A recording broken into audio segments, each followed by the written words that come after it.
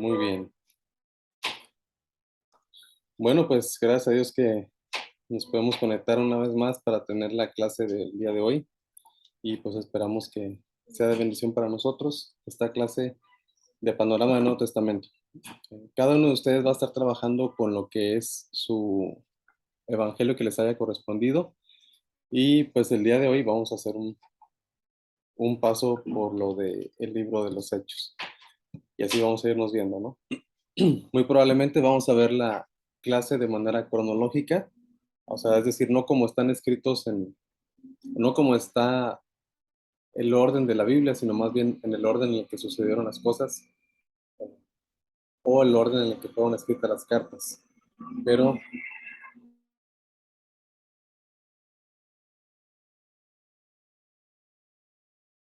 pero por lo pronto vamos a ver lo de los hechos, ¿eh? Entonces, voy a compartir pantalla para ver lo de los hechos, el libro de hechos.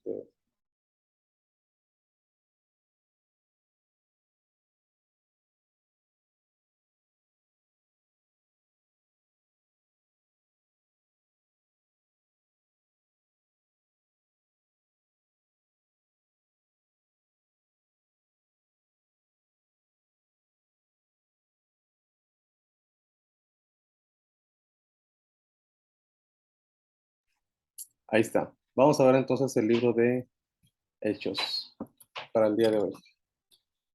Eso es lo que nos corresponde ver hoy. Ya ustedes estarán trabajando con los evangelios correspondientes y vamos a ver un panorama también del libro de los Hechos.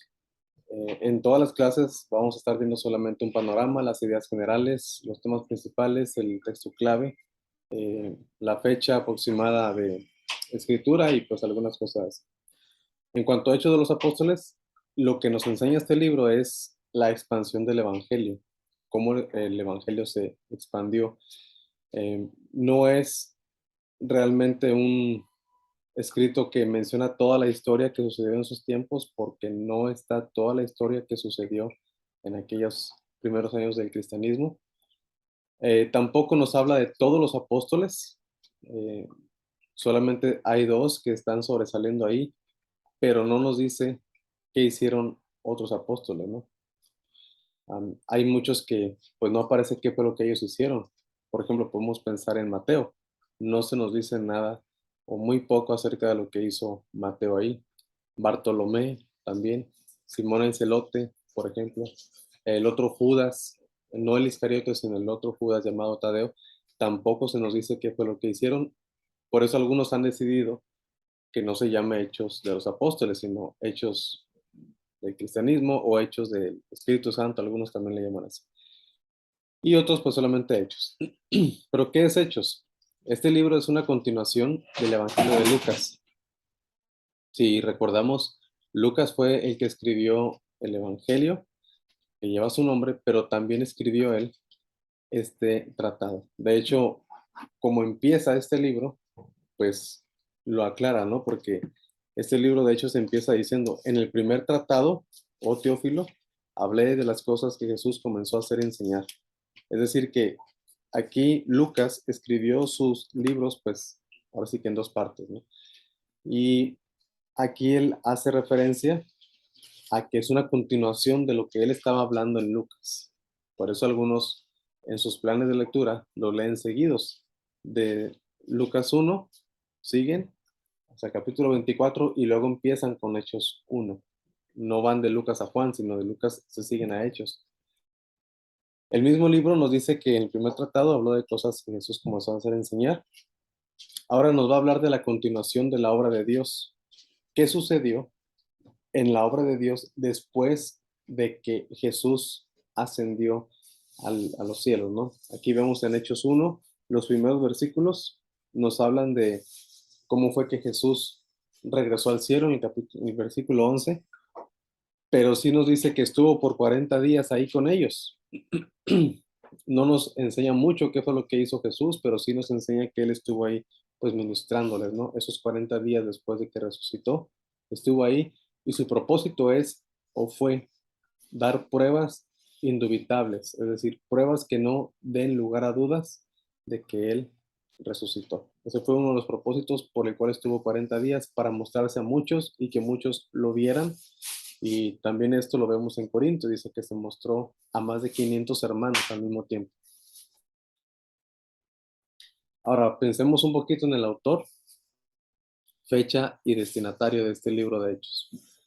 El autor es Lucas. Ahora, no lo dice claramente en la Biblia diciendo, yo, Lucas, escribo esta carta como muchas de Pablo, pero se llega a entender que es Lucas porque él fue uno de los compañeros de Pablo.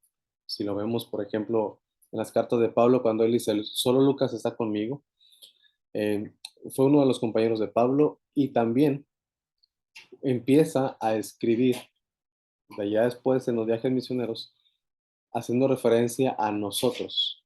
No habla de Pablo y ellos, sino que dice, nosotros íbamos para allá y nosotros llegamos a tal lugar. De manera que aquí Lucas pues está enseñando que el escritor es uno que iba con ellos, pero haciendo como que deducciones, pues no fue Timoteo, no fue tampoco Pafrodito, tampoco fue Silas, tampoco. Entonces se llega a la conclusión de que fue Lucas, además por los términos médicos que usa aquí en Hechos y los términos médicos también que usa en su evangelio. Y hace unas distinciones también cuando las cosas eran espirituales y cuando las cosas eran físicas, sobre todo cuando sanaba a las personas, ¿no? Y por eso se llega a entender que es Lucas, porque de acuerdo al testimonio de Pablo, Lucas fue un médico. Ahora, aproximadamente en el año 61-62 fue cuando Lucas escribe esta carta. ¿Por qué aproximadamente en ese año? Porque es cuando Pablo llega a Roma y estando ahí en Roma, el apóstol Pablo fue encarcelado, ¿no? Y, perdón, es que tengo aquí un problema. Y aquí en Lucas, cuando Pablo llega a Roma, fue aproximadamente en el año 60, 61. Y gracias. Y en ese año, él fue encarcelado, dice que estuvo 2 años ahí, y entonces Lucas termina su escrito, porque después Pablo fue liberado y hubo una persecución en el año 64. Lucas no nos dice nada de la persecución del año 64, por eso se llega a entender que fue aproximadamente en el 61 o 62 cuando él escribe, recién llegados a Roma, encarcelados en arresto domiciliario, ahí llega él y entonces más o menos ahí es donde empieza a escribir su evangelio. Pero antes del 64 que llegó a la persecución. Ahora, lo más seguro es que fue en Roma donde llegó con Pablo. Y el destinatario, pues se menciona aquí, Teófilo, que es el mismo destinatario que Pablo le escribe, no, que perdón, que Lucas le escribe su evangelio, eh, quien es Teófilo. Ahora, de acuerdo al testimonio, se ha entendido que Teófilo es o fue un gentil que tenía mucho poder, muy probablemente era una persona eh, de mucho prestigio y tal vez algún funcionario, ¿no?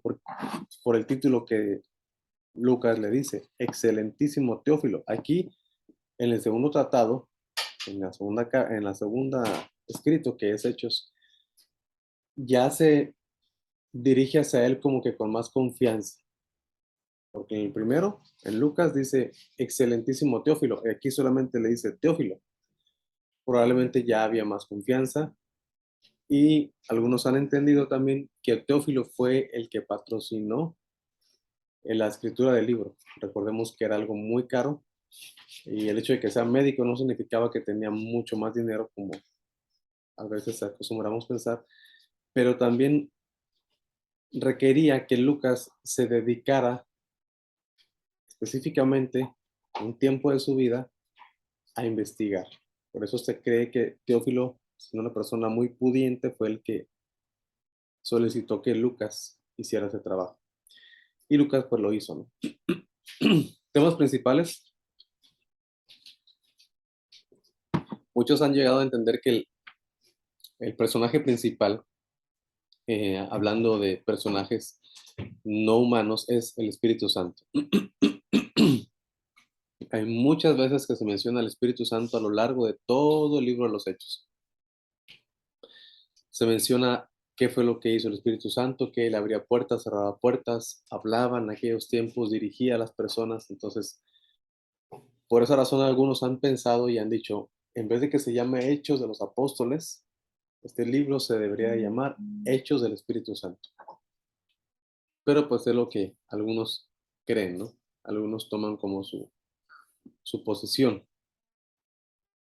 Otro tema principal son los apóstoles, pero específicamente dos o tres son los que son los que sobresalen, perdón.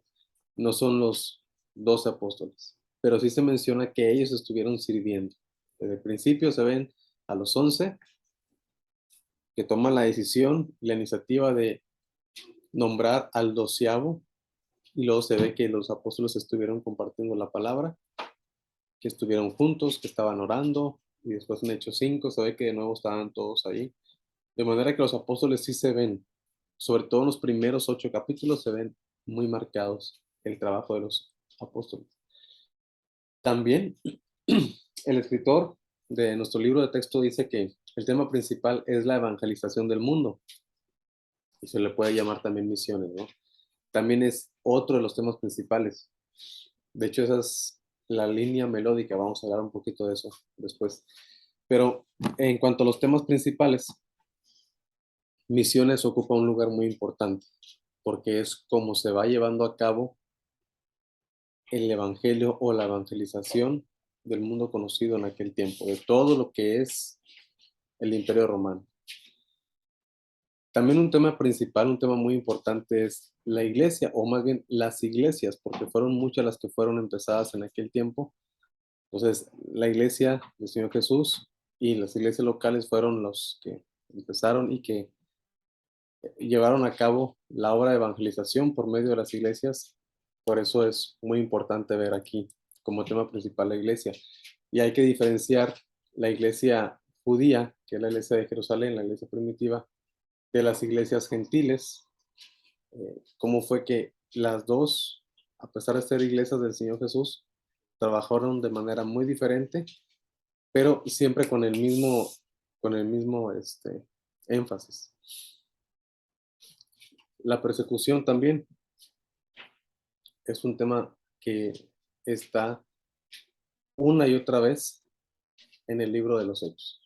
Muchas veces que se ve ese tema aquí, se ve que empieza la evangelización, que sí hay personas que están creyendo, que sí hay personas que están avanzando, que el evangelio va progresando, pero hay persecución. Y esto se ve en muchas partes de la Biblia, ¿no? Hace unos días estaba leyendo Esdras y Nehemías y es muy parecido. Estaban ellos avanzando en su trabajo de edificar las murallas, los muros de Jerusalén, e inmediatamente también llegaba la persecución y venían personas que no querían, que no estaban de acuerdo. Lo mismo sucede aquí en el Nuevo Testamento. Va creciendo el Evangelio, va progresando, pero a la vez hay persecución y se ve mucho en este libro. Ahora pensemos un poco en los propósitos del libro de los Hechos. Este libro, el libro de los Hechos, pues nos habla también que tiene, bueno, pensando en este libro más bien, podemos llegar a entender que tiene diferentes propósitos. Un propósito, que es el más obvio, es el propósito histórico. Es decir, el propósito histórico es mostrar cómo fue la expansión del cristianismo. Eso es uno de los propósitos, ¿no? Cómo fue que se fue expandiendo el cristianismo desde Jerusalén hasta Roma. Pero también hay propósito teológico, es decir, un propósito que quiere dejarnos una enseñanza acerca de Dios, acerca de la Biblia, acerca de la teología en sí, y es demostrar que el cristianismo y la iglesia son herederos legítimos de Israel y de las Escrituras. Al principio, De hecho, lo vamos a ver después en el otro propósito, pero los cristianos los veían como herejes. Y entonces, aquí vemos a Lucas que hace referencias al Antiguo Testamento. Es más, son los apóstoles, pero Lucas lo registra en su libro, que hacen referencia al Antiguo Testamento. Lo podemos recordar ahí en Hechos 2, cómo hacen referencia a Joel y cómo Lucas lo pone en su escrito para, de una manera teológica, demostrar que el cristianismo es verídico y que es heredero, por ejemplo, por decirlo así, legítimo de Israel y de las Escrituras. Después allá en Hechos 15 otra vez, vemos cómo Jacobo hace una referencia también al Antiguo Testamento. Entonces, hay algunas citas al Antiguo Testamento para comprobar eso, ¿no? Demostrar que el cristianismo no es una secta, no es una herejía, sino que es algo así. Por eso también va de la mano con el propósito apologético, que era eliminar los prejuicios de que los cristianos eran los que causaban revueltas y problemas sociales. Es otro propósito, ¿no? Había rumores de que los cristianos eran revoltosos, revolucionarios, problemáticos, y entonces aquí Lucas, al momento de enseñar cómo fue que sucedieron las cosas, nos hace ver que no es el cristianismo el causante del problema, sino más bien fueron los antagonistas los que estaban en contra del cristianismo.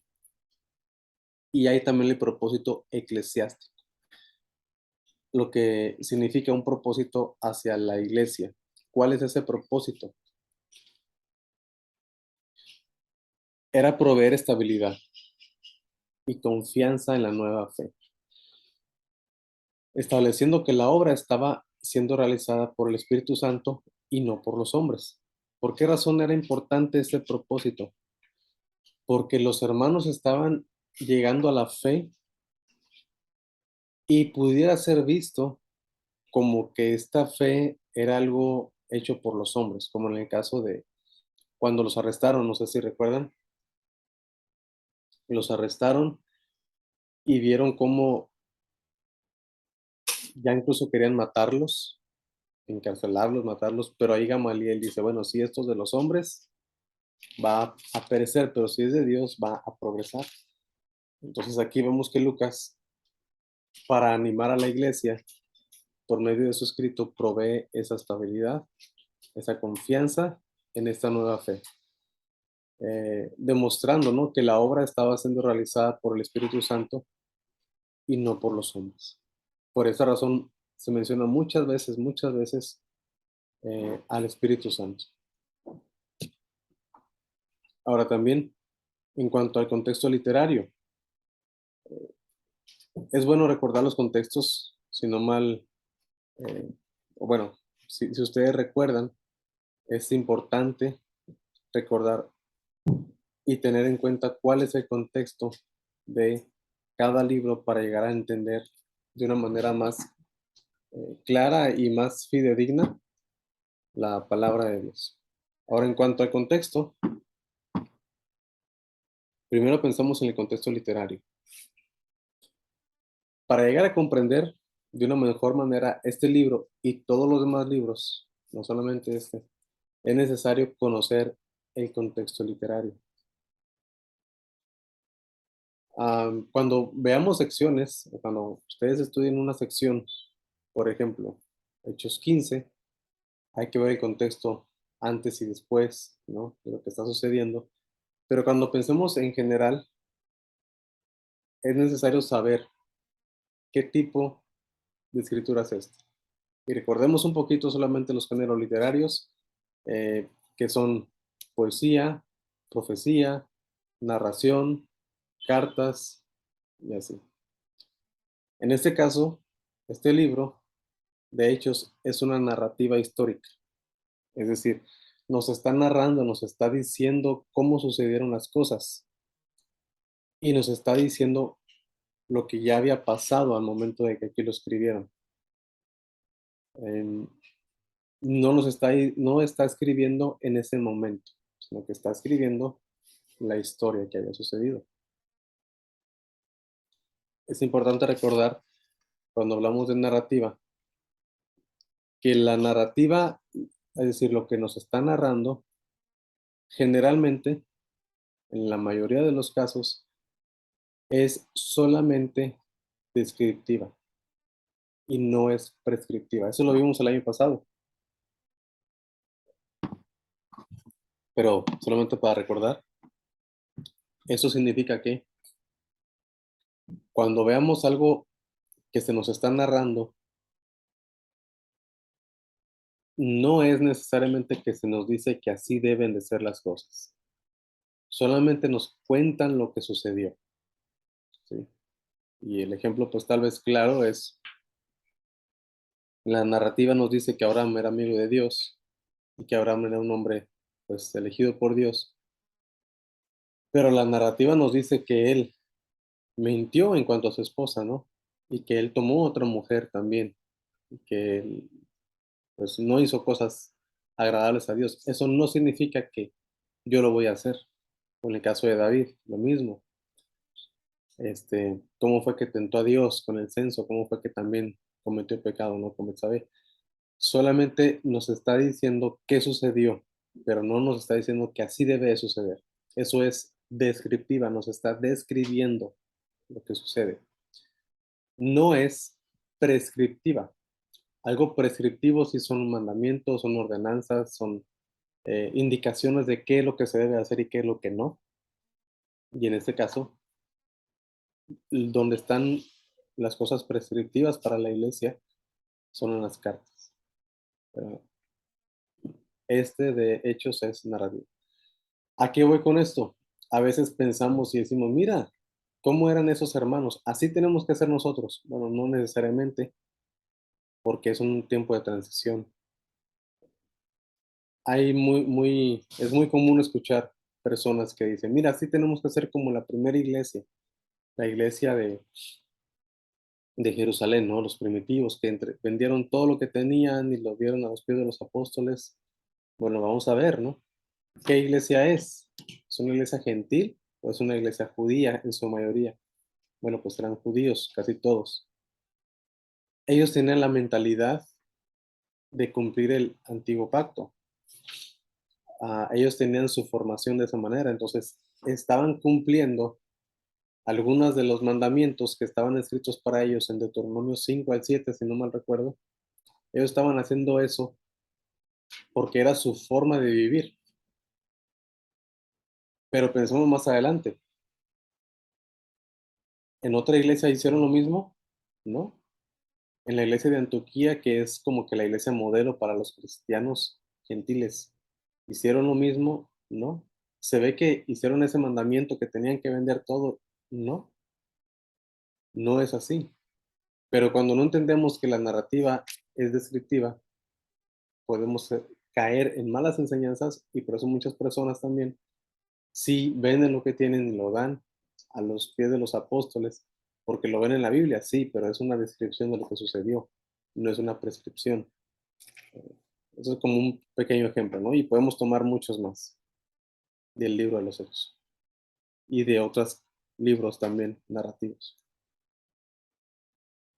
Recordemos, no solamente se trata del contexto literario, sino también es importante ver el contexto histórico. ¿Cuál es ese contexto? ¿Okay? El contexto histórico, es decir, ¿en qué momento de la historia se lleva a cabo esto? Bueno, pues después de la vida de Jesucristo. No es antes, no es muchos años después, no es en el ministerio de Jesús, sino que es después. Y pues aquí también es importante recordarlo, ¿no? Históricamente se estaba estableciendo la iglesia, se estaba formando de una manera más entendida esta institución, ¿no? De la iglesia. Porque en el antiguo pacto no estaba la iglesia, cuando Jesús estaba aquí, hizo mención de la iglesia, pero se establece mejor y se puede ver bien ya el funcionamiento de dicha iglesia en el libro de los Hechos. Pero también se estaba estableciendo, estaban iniciando las doctrinas del nuevo pacto. Como estaba estableciéndose la iglesia, había mucha confusión en cuanto a qué tenían que cumplir y qué no tenían que cumplir. Por eso allá en Hechos 15 se lleva a cabo el concilio, primer concilio, allá en Jerusalén, porque llegaron a entender, bueno, son iglesias gentiles, ¿qué va a pasar con ellos? ¿Van a cumplir la ley o no? ¿Qué partes van a cumplir y cuáles no? ¿Hasta dónde y cómo? ¿Cuál es su participación? Bueno, se estaban iniciando las doctrinas del nuevo pacto. Pues antes había más confusión y ahora ya se están iniciando esas doctrinas. Es importante recordar que ese es el contexto histórico para no caer en errores de enseñar cosas doctrinales que no son para la iglesia gentil. Pero también recordemos que otro tipo de contexto es el contexto ambiental. Es decir, qué estaba sucediendo en aquellas regiones, en aquellos lugares. ¿Qué estaba pasando ahí? Ay, perdón, no sé qué pasó aquí. Ah, aquí, perdón. ¿Qué estaba pasando ahí? ¿No? ¿Qué estaba sucediendo en el contexto ambiental en aquellas épocas? El que estaba imperando en aquel tiempo era Roma. Como vimos en clases anteriores, era un nuevo imperio. Bueno, no era tan nuevo, pero viéndolo bíblicamente, pues no eran los imperios del Antiguo Testamento, porque en el Antiguo Testamento vemos otros imperios, vemos a Egipto, por ejemplo, vemos a Babilonia, vemos un poco de Asiria también, pero aquí vemos a Roma. Recordemos que estaban bajo el imperio romano y todo se guiaba bajo ellos y bajo sus leyes, pero también estaban viviendo un tiempo de transición. Por eso vemos, por ejemplo, ya lo mencioné, a Pablo, que él estaba deseoso de ir a Jerusalén para cumplir un voto que él tenía que hacer. ¿Por qué tenía que cumplir un voto si él era del nuevo pacto? Bueno, porque estaba en esa época, en ese tiempo de transición, estaban cambiando.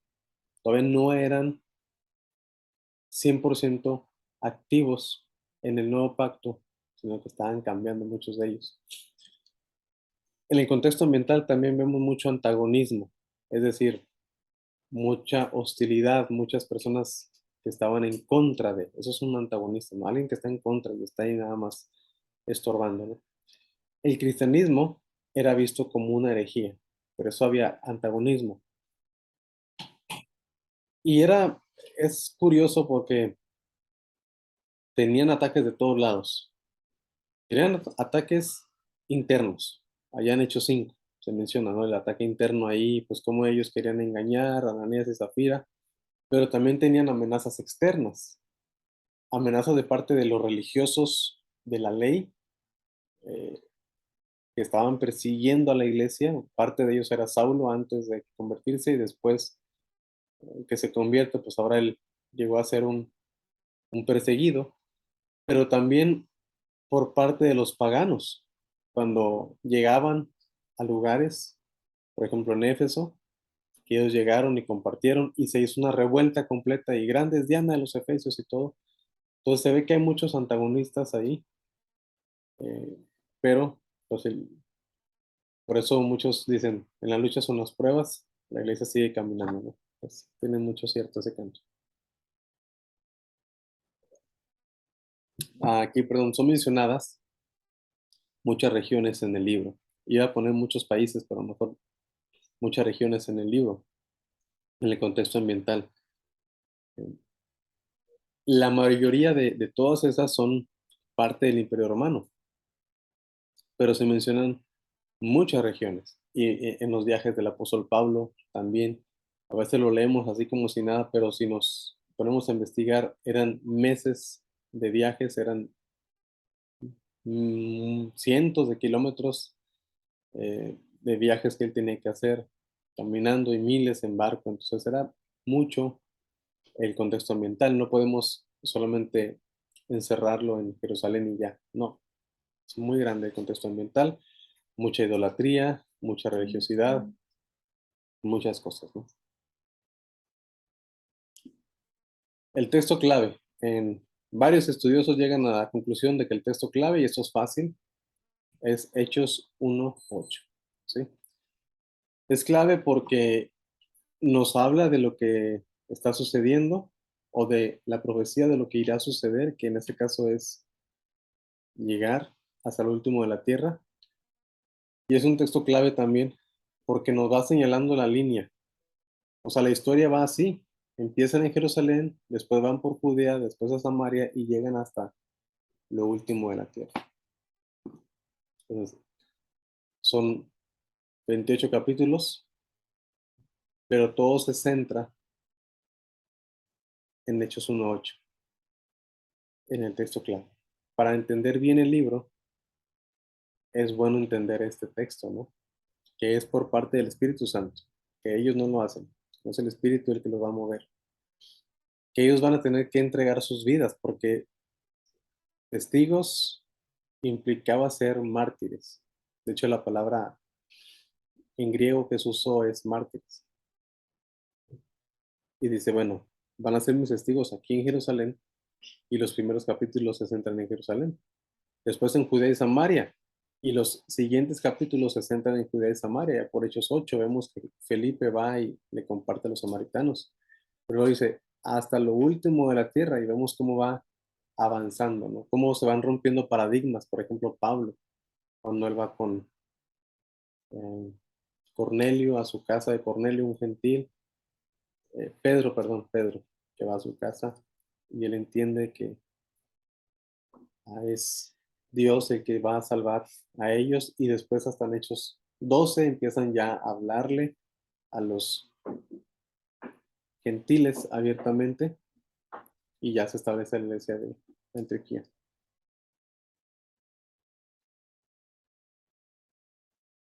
El término clave, aquí también tuve un error de dedo.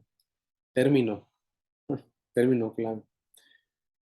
¿Cuál es este término clave? Bueno, muchos ponen énfasis en diferentes términos, en diferentes palabras. Dicen, lo clave aquí del libro es tal. Por ejemplo, algunos dicen iglesia, eso es el término clave, ¿no? Porque vemos a la iglesia avanzando en muchos lugares, en diferentes partes, de diferentes formas. Otros dicen, no, el término clave es Pedro, porque pues Jesús le dice, ya en Mateo, que a ti te daré las llaves del reino de los cielos. Y aquí vemos cómo Pedro está abriendo el reino de los cielos a muchas personas. Y por eso dicen que Pedro es el término clave. Otros dicen que Pablo, porque pues él fue el que llevó el evangelio, ¿no? Hasta lo último de la tierra.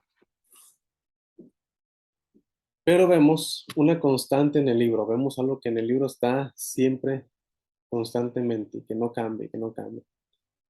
Y entonces se llega a considerar y a entender que el término clave es espíritu. De muchas formas vemos que el espíritu es el que está trabajando y guiando a la iglesia y a los apóstoles que están ahí compartiendo.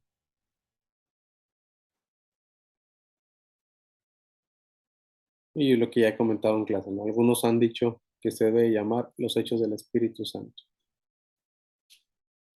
Ahora, personajes claves. Hablando de seres humanos, podemos pensar en muchos, pero solamente hay dos que sobresalen bastante. Y uno es Pedro. A él lo vemos muy activo desde el capítulo 1 hasta el capítulo 8.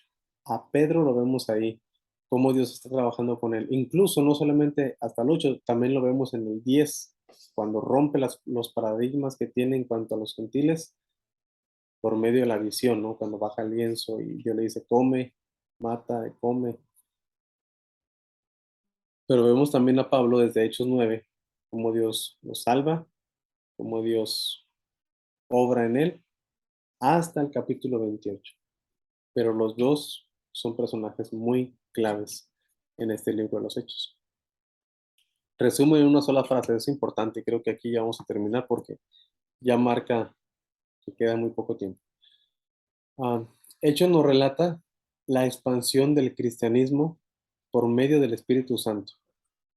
Es decir, es obra del Espíritu Santo. Desde Jerusalén hasta Roma, usando a hombres comunes y corrientes.